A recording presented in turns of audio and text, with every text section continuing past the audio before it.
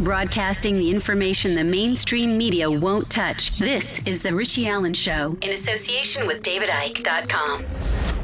A number of you are asking me to get our next guest on the show. I've been reading a lot about her myself. She's terrific. She runs the website aboutthesky.com. One of the many issues she reports on, she investigates, is the whole geoengineering issue. But she talks and writes and investigates much more besides that, as you will find out in the next 40 minutes. Terrific to welcome her on. Once again, check out the website aboutthesky.com. Let's welcome to the show Sofia Smallstorm. Sofia, you're very welcome. How are you? I'm fine, and thank you for introducing me like that. Very nice of you, Richie. Not at all. You're in San Diego. Yeah, it's quite hot today. I can only imagine. Many, many years ago, I was a very, very bad soccer player. I was terrible. But I used to think I was good. And years ago, I was working at Waterford Crystal in Waterford City, big famous factory. And I met the owners of the San Diego Soccers. There used to be an indoor soccer league. And I nearly convinced them to hire me as a soccer player. So I could have ended up in San Diego, but I didn't. It really is a pleasure to have you on. Congratulations on aboutthesky.com and all the work you're doing. When we chatted earlier on today, you and I off air, I was thinking, well, we might get into geoengineering tonight, but you got me intrigued.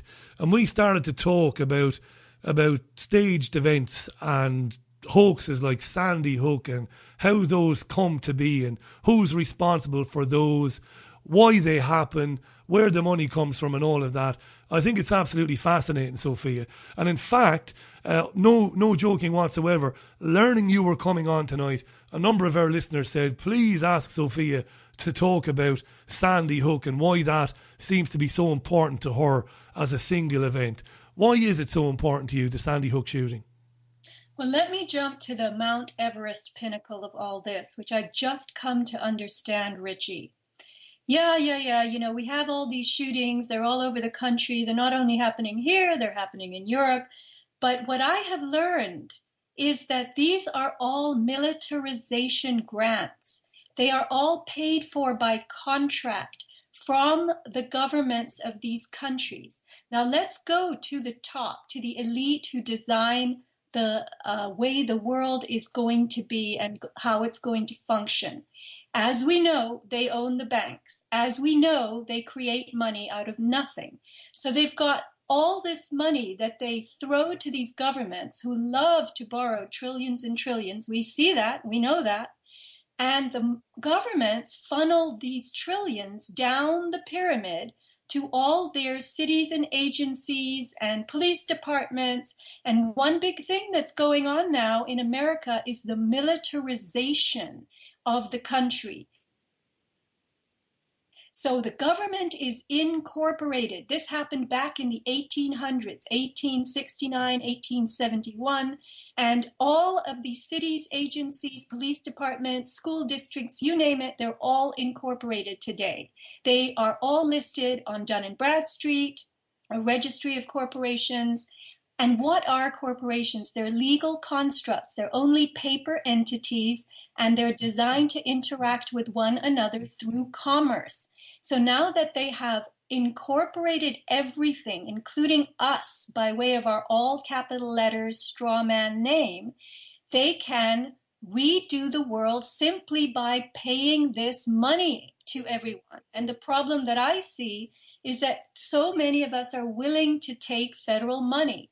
So the immigration into Europe is paid for by federal corporate grants. This is how you get the welcoming committees.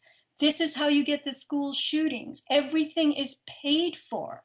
A little-known college, Umpqua College in Oregon, where there was a shooting, received $2.1 million to host a police academy. And in order to keep the grant money, Richie, they have to do practice, exercise, drills. And this is what these shootings are. The towns and cities across America have actually applied for, competed for, vied for militarization grants, and to keep the grant money and to qualify for more boots, more staff, more tanks, more guns, to, create the police state that we're all going to live in and are living in. They've got to do the drills. And at the same time, and we've had Wolfgang Halbig on this programme talking about trying to get answers about that particular staged event. At the same time, right alongside it is an agenda to demonise gun owners around the country, to take guns from people and to violate their Second Amendment rights, Sofia? I think it's Second Amendment, isn't it? The right to bear arms. Right. They are going to simply transfer the power from the people to the state. They're shaping the public mind by using their media, all of which is corporate, to put out these false stories.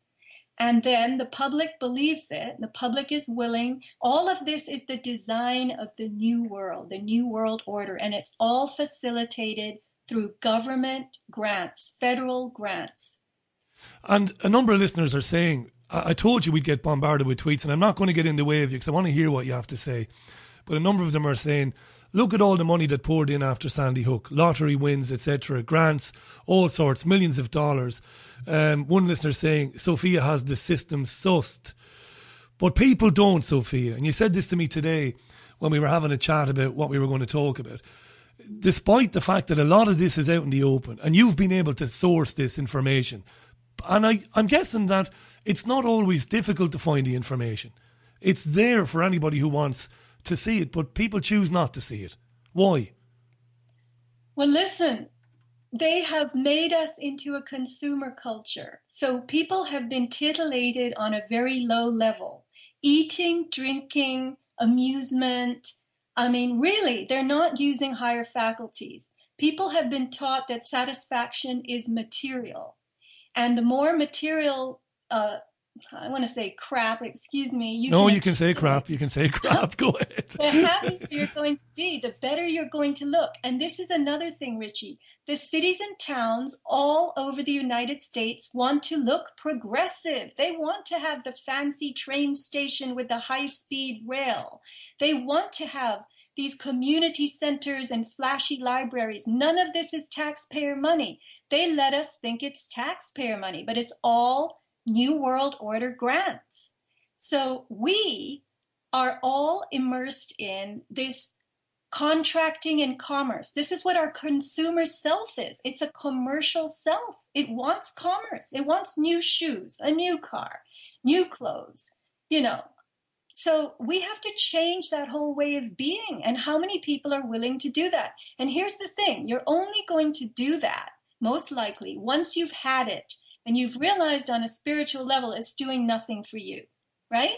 Yeah. But talk to the people in the third world whose countries have been impoverished, who can't rub two nickels together and survive. They're not going to say, oh, we have to be spiritual first and foremost. They want the commerce. They want the chance. They want the flush toilets. They want the three-car garage. They want the shopping malls, the iPhones. You won't give that up until you've tried it. And then you say, okay, it doesn't work. You were right. Fascinating stuff this. It's 18 minutes past the hour. Sofia Smallstorm is on the programme. On Sandy Hook, Sofia, listeners are asking me to put to you this. Did they intend it to go live? Remember what the local coroner said on camera, something about, I hope they know where they're going with this. Was it intended to go live? Did it go live?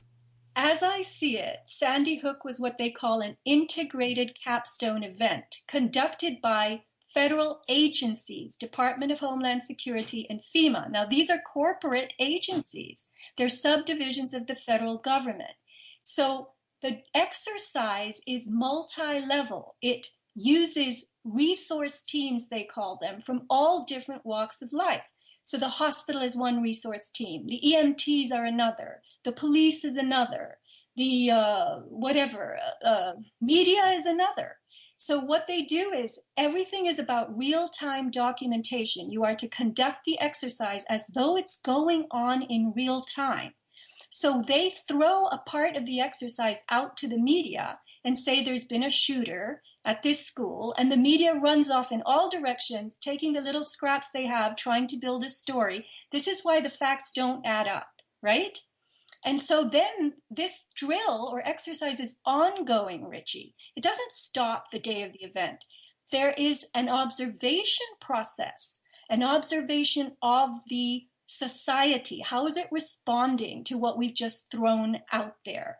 So if you watch my video on YouTube, Unraveling Sandy Hook, Sofia Smallstorm, Unraveling Sandy Hook, I spell it out that Sandy Hook isn't even over. It's going on. All this lobbying in Congress for gun control, all of the, parents and their grief, and now we have to be extremely private. We don't release death certificates. We don't let anyone ask any questions. This whole retraction of what the normal instinct is when something terrible has happened. People want to find out. Well, you're not allowed to find out. You have to take the story the way we give it, and that's all through corporate control. How do you get around that then? Because I mentioned Wolfgang, who seems to have decided to give up. He seems to have decided that I can't, afford to keep funding it. They shut his Facebook page down recently. It doesn't matter how many freedom of information requests he's made or how many requests to see documentation. It seems that they can just decide not to. I'm reminded of the Pentagon last week being compelled by a judge to release all of those photographs of the torture of prisoners in Abu Ghraib, Sofia, and the Pentagon basically stuck two fingers up to the judiciary and said, we'll do whatever we want. Is there any way to get to these people then? Well, listen, when you say these people, in their official capacities, they're all corporate officers. They're working through contracts. So when you're submitting FOIA requests, when you're taking, issues to court, you're dealing with the commerce system, Uniform Commercial Code. You're not dealing with what's lawful. Lawful is very simple. There are about 3 laws. Don't kill, injure, harm anyone or their property. Don't disturb the peace, and don't commit fraud in your contracts. Legal is huge. It's this big mess of codes, hundreds of thousands of codes that you violate, and you need these lawyers to help you, get through the swamp of all the codes and what you've done wrong. So the commercial system is a very different thing, and that's what people are invited to use to raise their inquiries. What does that... Yeah, I totally get this. We were speaking about this earlier on. But that in itself is very overwhelming for people, isn't it? Absolutely. This is why they have to hire lawyers, and they have to be represented by the lawyers. You can't go into court and be yourself. You have to be represented by a lawyer, or you represent yourself. It's all artifice. And of course, you're priced out of them. I'm priced out of them. Speaking earlier on, I don't know if you heard the first section of the programme, to a wonderful woman whose child was destroyed by being given 13 vaccines in one day. And nobody wants to take responsibility for it. And of course, she's now looking for recompense in the courts, Sofia, and can't do it because, just to get into a lawyer's office, is several $100. To get a lawyer to act on your behalf, to start writing letters, you're talking, a couple of $1,000. So you don't even have access. Well, here's the thing. You too have a corporate self, which is your all capital letters name. If you look at your checkbook and the checks in it, it's all capital letters. If you look at your driver's license, all capital letters. This is your corporate self. This is the only way they can interact with you. So when you go to the hospital and you fill out the paperwork, they're contracting with your corporate self. You sign on behalf of your minor child. So you are just relinquishing control to the corporate system, the system of commerce, so they can give as many vaccines as they want. They are the authority. And that's what happens in the school system. When you sign your child up for public school, in California, they're now mandating that public school children be vaccinated appropriately, quote unquote, according to the CDC schedule. But what parents don't realize is you sign your kid up for school, you're going to have to take the benefits that the state, deems part of schooling, and that's being vaccinated. So it's through that straw man, our own straw man, that we're constantly contracting with the system of commerce and its corporations and the government and all the agencies. So first and foremost, we have to become aware when and how much we're contracting. We're contracting every single day when you sign a credit card slip, right? You're contracting. Of course, yeah. So as you create consciousness of this, there is a great essay online by Kit Walker, Kit, K-I-T, walkermusic.wordpress.com, I believe it is. Kit Walker, just Google him. The guy has written the most fabulous essay about the straw man and our ego. It's a little bit, amorphous in terms of its abstractions, but if you try to process what he's saying, you will really get it. You will develop a whole new awareness of how you're living your life, and that's where the change begins. Sounds brilliant, that. We need to tweet that out to our listeners. It's 25 minutes past the hour. If you're just joining us, Sofia Smallstorm is on the show live from San Diego. Our website is aboutthesky.com. This is cutting edge stuff. By the way, my great friend and the biggest supporter of this programme, David Icke, is listening, wants to say hello to you, and wanted to remind me that you were quoted in his new book, Phantom Self. He does quote you, Sofia, and he does, because I read the book. In fact, I read it twice. And he wants to say hello to you. You're a real trooper, he says David Icke. David, you're my mouthpiece. I am so honored that he's greeting me. And I can't wait to interview him and get to know a little more about him directly. And yes, David Icke is one of the legends of our life. And he has gone out on many limbs. So I'm really, really happy to be here, Richie, and having you interview me. Not at all. He's great. He knows nothing about soccer, but apart from that, he's absolutely spot on. He certainly is. He's a great friend and a great supporter of the independent media in general. It isn't just this programme. He spends a lot of his time linking to interviews and articles and videos on davidicke.com headlines. It's superb. It really is. Are the vaccinations part of the depopulation agenda, Sofia? And then I want to talk about the consent, because you've just described there very eloquently how everything is done by contracting, getting our consent. And I want to ask about that in a second. The vax is part of the depopulation agenda. What do you think? Vaccinations corrupt our immune system. And with our immune system gone down, we cannot grapple with the challenges we've got in the world today.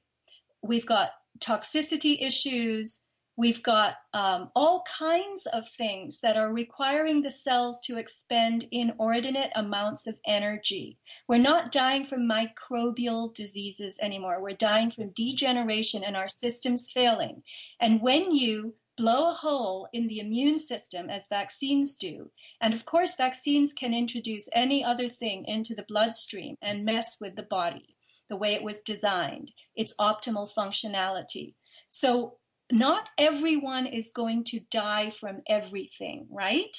So when one says depopulation, the way I see it is it's a form of population violation such that people begin to capsize and there's corruption, systematic corruption that occurs generation after generation. Now, biology attempts to adapt to what is hurting it or exerting a force upon it. When the wind blows against a tree, the tree begins to lean, and that's how it grows. It's a leaning tree. And if the wind blows too much and the tree gets too heavy and leaning too far over, it'll drop, it'll uproot. But we as biological entities are doing our best to adapt to these intrusions. And the idea, in my view, is to get us to actually accommodate a lot of these stressors. They're teaching us to be radiation tolerant. That's why they've pummeled us with Wi-Fi. And why must we be radiation tolerant? Because they're going to introduce a world of robots. We're going to have robots babysitting our children, stepping and fetching for us. And you cannot have these robots running society with wires. They have to be controlled wirelessly, right? So we have to learn to inure ourselves to all this radiation in order to create the template for humanity 2.0 in this future world of technocracy, machines, everything integrated with biology and politics. 29 minutes past the hour. You know, there's a chapter, I'm saying this for the benefit of the listeners. A lot of our listeners have been buying David's new book, Phantom Self. There's a chapter called Transphantomism in the book. It's absolutely explosive. It really is, talking about this transhumanist agenda, which you're alluding to there, and much more besides, and getting right into the heart of that and why it's happening. And I want to mention now, before we take a quick break, by the way, Sofia's Smallstorm can be found at aboutthesky.com. I want to give a quick plug to this. Tomorrow night, Wendell Wallach from Yale University is coming on this programme. He wrote an article. In fact, he didn't. The Daily Mail wrote an article about him over the weekend and his fears, exactly echoing what Sofia said there about robots and about the dangers of the development of robots and artificial intelligence. He joins us from Yale University on tomorrow's programme. We're absolutely thrilled about that. Sofia, thanks for staying with us. We're going to take a very, very quick break. When we come back, we've so much more to get into. It's exactly hour. This is the Richie Allen Show in association with DavidIke.com. Do you want to release the full potential of your soul consciousness and find out how to experience that power in all areas of your life now? Go to livingasyoursoul.com for free guidance with in-depth how-to articles, free healing meditations of creation recordings, free soul solutions, and much, much more. livingasyoursoul.com, making the profound practical. Have you lost access to important data from a computer hard drive, mobile phone, or other storage device? Maybe you have a broken hard drive containing years of information, or a smartphone that no longer works from which you'd like the pictures, movies, and chats recovered. If you would like to recover data from any type of digital device, including desktop and laptop computers, external hard drives, cameras, smartphones, NAS, and RAID servers, then contact Data Clinic today at dataclinic.co.uk now. Broadcasting the information the mainstream media won't touch. This is The Richie Allen Show in association with DavidIke.com. Welcome back. It is 28 and a half minutes to the top of the hour. This is The Richie Allen Show in association with DavidIke.com. Again, if you're listening on alternatecurrentradio.com, welcome. The show broadcasts on Fab Radio 2 here in Manchester as well. Lots of tweets and lots of comments on this. This is making sense to a lot of you. Chris was on to say, Dr. Russell Blaylock is an interesting listen regarding toxicity as a connection between vaccines and brain disorders, example Alzheimer's. Thank you very much, Chris. Ian was on to say Sofia is right, vaccinations suppress the immune system. That is how and why Spanish flu started. Soldiers were given a dozen shots. Loads and loads of tweets. I want to say hi to Zana, to Hubertes, to Stephen.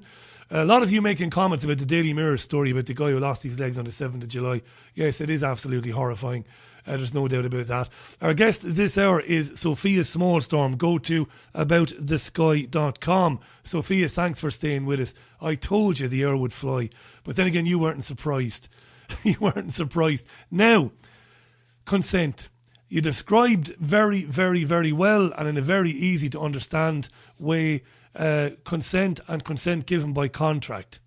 Why does it matter, Sofia, so much to the elite, to the system, to the Illuminati? We can call them any name we want.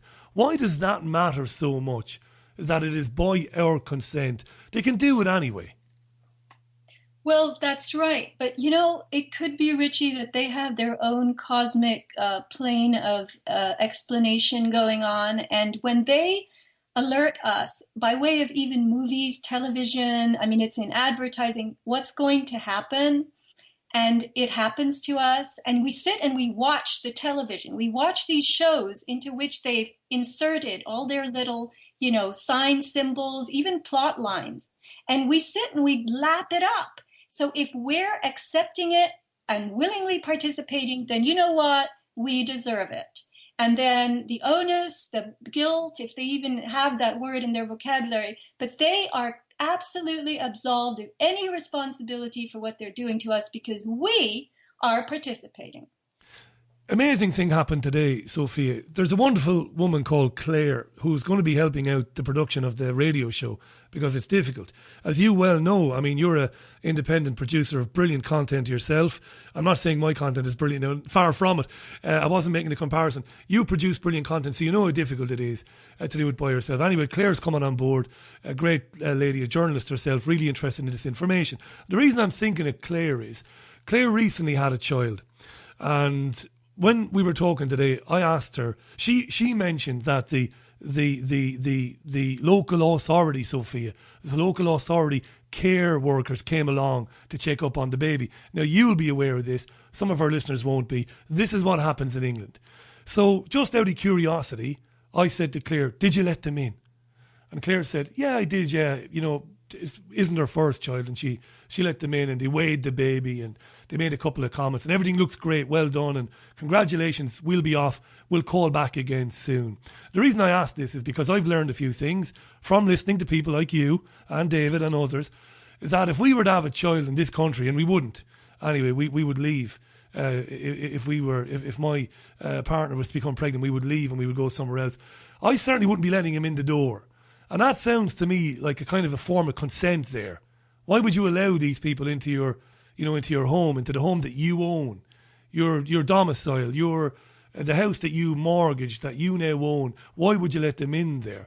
Am I making any sense? Is that an example? Is that a kind of a microcosm of what you've been talking about? That is an instance of the legal doctrine of parens patriae, which is an old feudal law that basically says that the king must look out for his subjects who are deemed or considered to be helpless. So the state, by the doctrine of parens patriae, needs to look out for children. So this is, again, part of what you sign off in many, many ways and aren't aware of doing. But parents have less jurisdiction over their children than the state does. And this is practiced in many countries through the Child Protective Services agencies.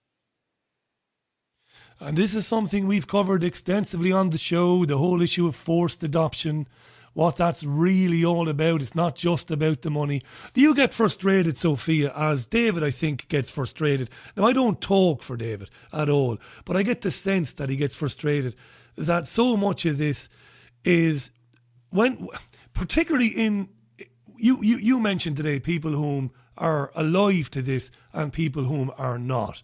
There are certain words we use to describe people who are not awake to this. We can use them, maybe we shouldn't use them, I don't know. But you described it today.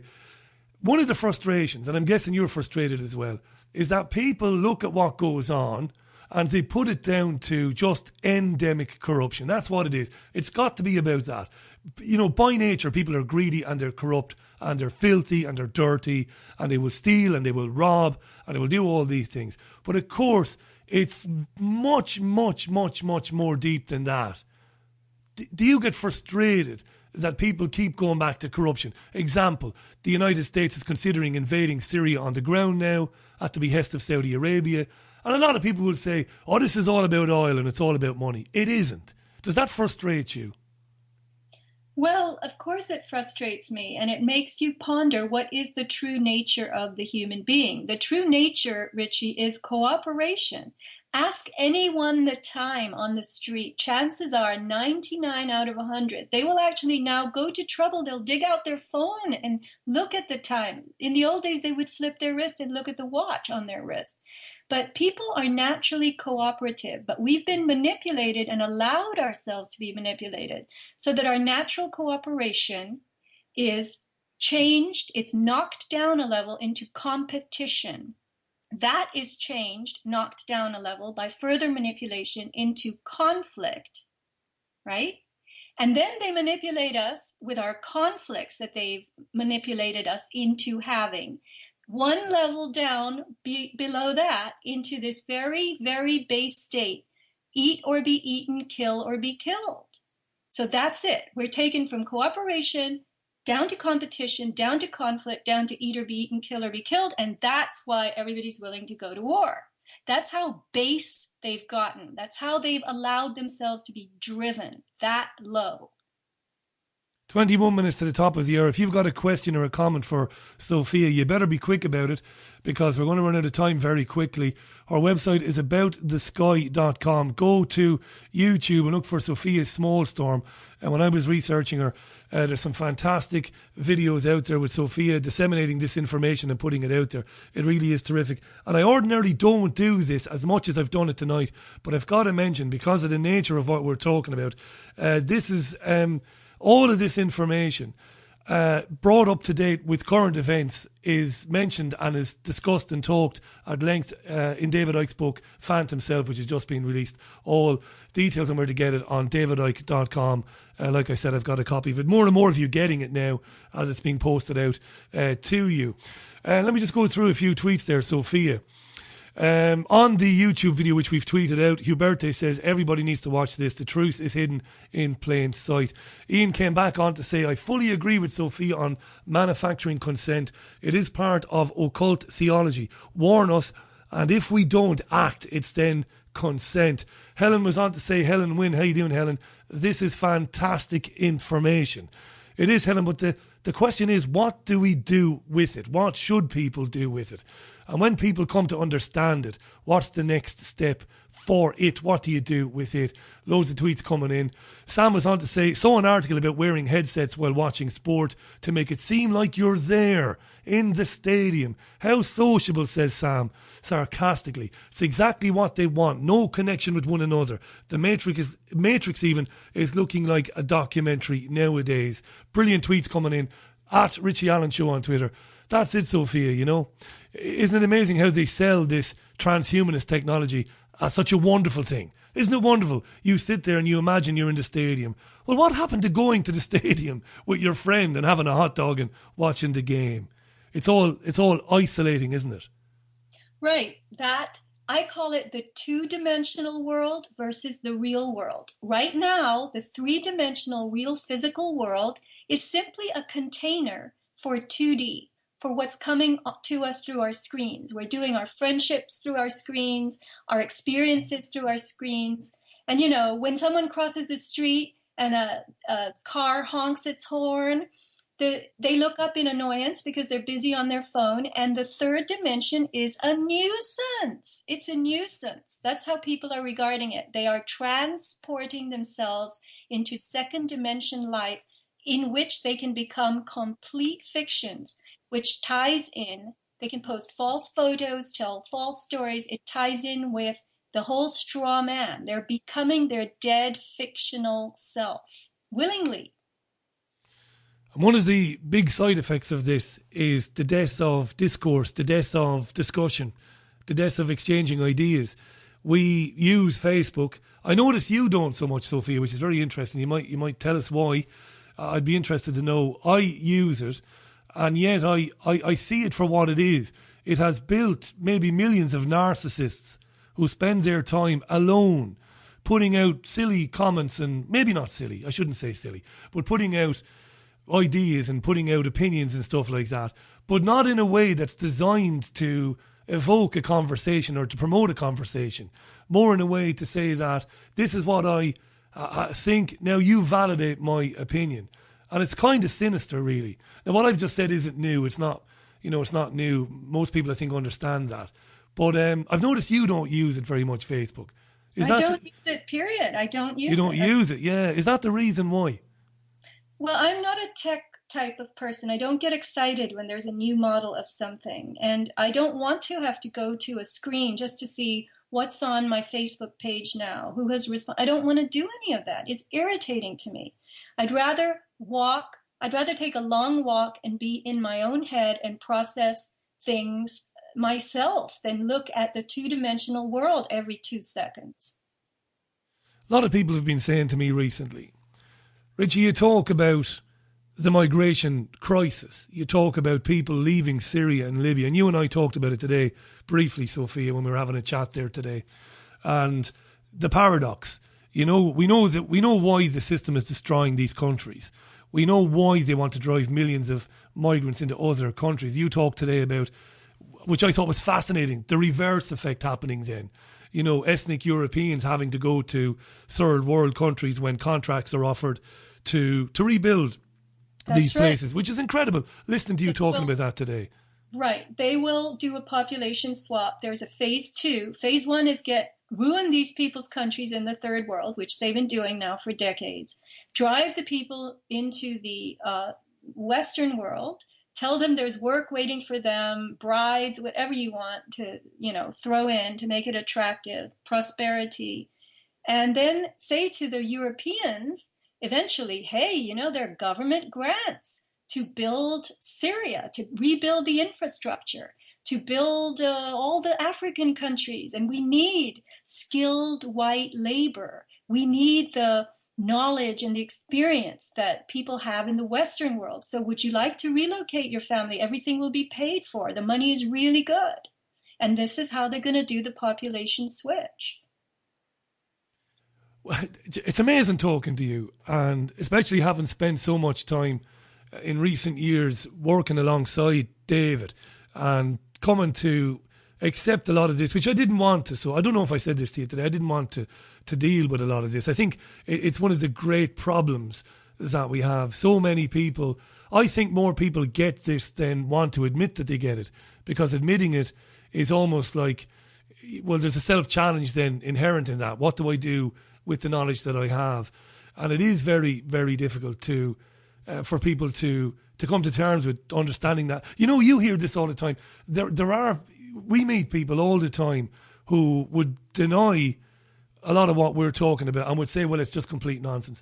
But in their darkest, in the place they really don't want to go to, they will admit that they spend a lot of time understanding or feeling that something is very, very, very wrong. I mean, you must get that. We get that all the time from people. I'm not buying this stuff about Archon agendas and the reptilian mind. I'm not getting all that, Richie. I don't understand it. But yet people will come back, the same people will come back and go, but I feel there's something very, very wrong. On an energetic level, it seems, Sofia, people are getting it. But in the physical world, in the five sense world, as David would say, they're not inclined to want to do anything about it. Right. So I came across a saying recently, which is very profound, and I'm going to tell you what it is. No snowflake in an avalanche ever feels responsible. Think about it. Yeah. So all these people with this feeling of, unease, they are the snowflakes. They constitute the avalanche. They are the wrecking ball on the world. And they're saying, oh, I'm a little snowflake. I'm helpless. I'm not really doing anything here, but I don't feel good about what's happening. Well, the snowflakes have to wake up. I've had an email from Alan, and I get these emails during the show. It's a long one. I'm going to paraphrase him. Alan says he's listening to the programme in France. He doesn't say where in France. In fact, it's Alan with an I. Thanks, Alan, for listening to the programme. He basically says that one of the most difficult things to come to terms with is the idea that the elite or the system, in terms of the individual people, whether it's the Rothschilds, whether it's what's his face that we were mentioning the other day, some of the big capitalists, the Warren Buffetts, all these people. He says what's really difficult to come to terms with is that these people aren't necessarily sitting down with a notebook and pencil writing, right, well, we'll do this next and we'll do that. So much of it is subconscious, and so much of it has been predetermined from thousands, maybe even hundreds of thousands of years ago. That's very difficult. And he's asking in the lengthy email, how do you communicate that to people? The idea that this has been orchestrated and planned for a long time, and it's happening through this agenda, these people, but they're not necessarily sitting there going, like I said, right, let's do this today, let's do that tomorrow. So much of it is subconscious and energetic. What do you say to that?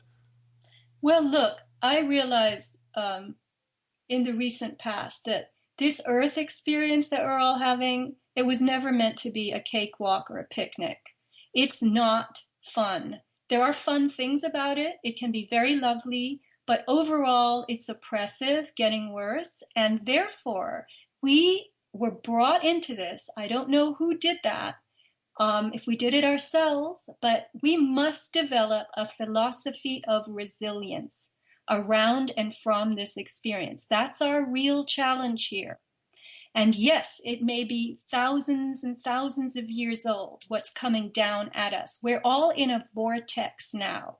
We are all snowflakes in this vortex, participating to a great extent willingly in it. And we must do a lift of consciousness and begin to see ourselves. We must understand that we are not here to have, material success and happiness necessarily. We're here to meet a challenge. And that brings us to, I suppose, we've got about 5 minutes left. What individuals can do, what an individual person can do when they come to understand the reality of their existence, what it really is, as you described there, as David talks about. What do you think, or what would you say to somebody saying, well, what are the basic steps, Sofia? What can I do as a beginning? As a first step, how can I begin to change my reality, to change the world around me? You know, everybody's different. Everybody's got to change their reality in their own way. That's the responsibility of being you. Why ask me how to do your life? You've got to wake up. You've got to take an interest. You've got to develop a plan, and you've got to implement that plan every single day, every single hour. You have to say, okay, did I do anything in this last hour toward the true me, the me that's awake and alert in this very strange reality that I'm living in? I mean, I cannot tell people what to do. I never thought I would be doing this. I never thought so. And this is where I am. You're not alone in that. We meet people who write articles in the independent media, who make programs, and everybody says the same thing, that never in a million years would they have imagined that they'd ever be talking about these subjects and these things. I've always had this theory, Sofia, feel free to shoot it down by all means, but I think simple acts of kindness. Now, what I mean by that is, for example, if you happen to be out and about and you see somebody who needs help, it could be anybody. It could be somebody who is down on their luck. They might not have any money. It could be somebody who needs help unloading a van or a car. It could be anything. I just have this feeling that those acts of generosity and that kind of energy, and that's a very positive, uplifting, David would say a kind of a high vibrational energy, that doesn't suit the system, and it hurts the agenda, it hurts the system. And I just, I've begun to believe that a very small thing like that can have some sort of a ripple effect or a positive effect. I don't know what you think about that, just a basic thing. Richie, you're exactly right. It's a very important thing that you just said. And when we do some small act of consideration or kindness or giving or whatever, help, we are creating that vibration, that positive force. And we must remind ourselves that we are a powerhouse when we do that is exactly what we were born to do. And when we do those things, meet the eyes of the person you've helped, exchange that powerful acknowledgement and energy. And that vibration, if it's multiplied and multiplied and multiplied, and if you see it as a mark of your own power, your gift, your power to give, your contribution, it will start changing the tenor of this. I believe that. I believe what you said. I got to say this, I'm absolutely gutted that we've run out of time, I really am. But I want you to come back on again real soon, Sofia, if you're amenable to that, because a lot of our listeners had loads of really interesting questions and points they wanted to make to you. But in the meantime, I recommend they go to aboutthesky.com and connect with Sofia there. She's not on Facebook for very good reasons. I am for not very good reasons, but it's been useful to the program. But anyway, go ahead. I'm active on my blog page, which is now accessible through the direct URL Sofia with an F, Sofia, smallstorm.com. And there's a 2015 blog, and now I'm doing the 2016. And also listen to the podcast that I've done. You will see everything in the left margin when you type in sofiasmallstorm.com. That just takes you to my blog page on About the Sky. And my store for the products I've stumbled into that have really helped me to get into this, decade of being in my 50s. That is avatarproducts.com. Well, look, I really enjoyed it. We'll retweet that information so that others can find you. I hope you'll come back on again real soon, Sofia. We might do an extended. We might do a little bit longer next time you come on. But it was great to meet you. It really was. I'm so happy. It was entirely my pleasure. I sweated bullets, talked a mile a minute. I ran like Seabiscuit. Not at all. It's a pleasure to listen to you. I really mean that. We'll leave it there for now. I've got to close out the show. Again, David sent his regards to you. I'm sure David will be happy to give you an interview. I've no doubt he will. You've spoken to him before and you're quoted in Phantom Self. But in the meantime, thanks again and bye for now. Look after yourself. You too. Thank you. Bye for now. The lovely Sofia Smallstorm on the line to us from San Diego, California.